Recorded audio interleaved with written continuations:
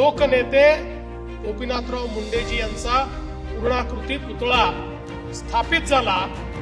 आणि माझं भाग्य समजतो की त्याचं उद्घाटन करण्याची संधी ही मला या ठिकाणी प्राप्त झाली।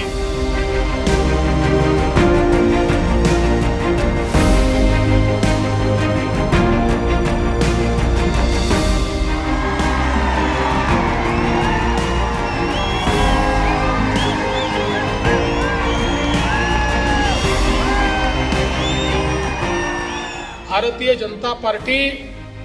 महाराष्ट्रातला सर्वात मोठा पक्ष आहे, देशातला तर आहेच, पण महाराष्ट्रातला सर्वात मोठा पक्ष म्हणून भारतीय जनता पार्टी ज्यावेळेस आपल्याला पाहायला मिळतो, याची नीव ठेवणारे, याचे पायवा ठेवणारे